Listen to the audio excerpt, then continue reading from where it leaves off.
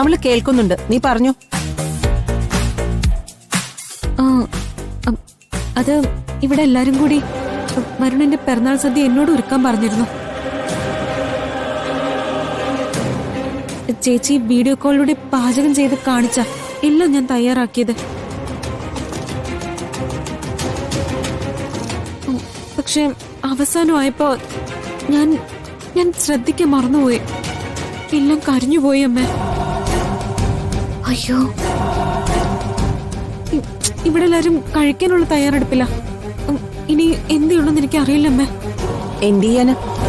സംഭവിച്ചത് എന്താന്ന് എല്ലാവരോടും പറയ. അത് പറ്റില്ല. ഏട്ടത്തെയും ചെറിയമ്മയൊക്കെ എന്നെ വെല്ലുവിളിക്കുന്ന രീതിയിലാ എന്നോട് ഇതൊക്കെ പറഞ്ഞത്. അവരുടെ മുന്നിൽ നാണം കേട്ടാലേ പിന്നെ എനിക്കിവിടെ നിൽക്കാൻ പറ്റില്ല.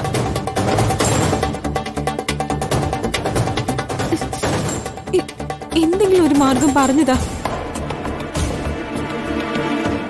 ഞാൻ പകരം ഹോട്ടലിൽ നിന്ന് ഫുഡ് ഓർഡർ ചെയ്തതാ, അതുപോലും ഇങ്ങോട്ട് എത്തിയില്ല.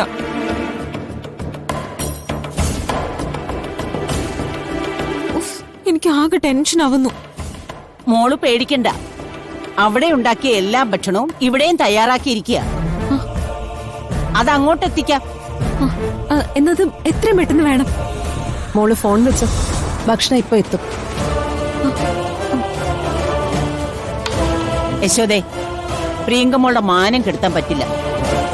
അടുക്കളയിൽ ഇവിടെ എന്തൊക്കെയോ ഉണ്ടാക്കി വെച്ചിട്ടുണ്ടല്ലോ, അത് അങ്ങോട്ട് കൊണ്ടുപോയി കൊടുക്കാം. എന്തിന്? ഇവിടുത്തെ അടുക്കളയില് രാധിക മോള് കാണിച്ചു വെച്ചിരിക്കുന്നതെല്ലാം ദൂർത്തല്ലേ, ധിക്കാരമല്ലേ? എത്ര നേരമായി അമ്മ ഇതിന്റെ പേരിൽ ഇവളെ വഴക്ക് പറയാൻ തുടങ്ങിയിട്ട്?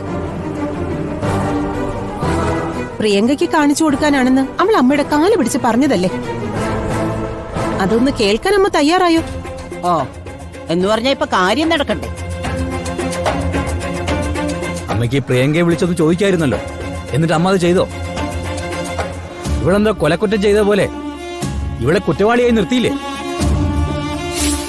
അമ്മ വഴക്കു പറയുന്നത് നിർത്താൻ ഞാനും യശോദ എത്ര തവണ ആവശ്യപ്പെട്ടു, എന്നിട്ട് അമ്മ നിർത്തിയോ? അമ്മയ്ക്ക് നല്ല മനസ്സ് എന്താന്ന് മനസ്സിലാവില്ല. കണിമംഗലത്ത് അവള് തോറ്റുപോകാതിരിക്കാൻ വേണ്ടി മനസ്സിലെ വേദന അടക്കി പിടിച്ച് ഇവള് പാചകം ചെയ്തതാ. അതിവിടെ ഇരിക്കും, ഒരിടത്തേക്കും കൊണ്ടുപോകുന്നില്ല. യശോദേ, വാശി കാണിക്കേണ്ട സമയമല്ല ഇത്. പ്രിയങ്ക മോൾക്ക് ഒരു തോൽവി സംഭവിച്ചാല് അത് ഇന്നത്തേക്ക് മാത്രമല്ല, എന്നേക്കുമായിരിക്കും. വളരെ അധികം ഇവിടെ തയ്യാറാക്കിയിരിക്കുന്ന ഭക്ഷണം ആരും അറിയാതെ പ്രിയങ്ക മോളുടെ അടുത്തെത്തിക്കാൻ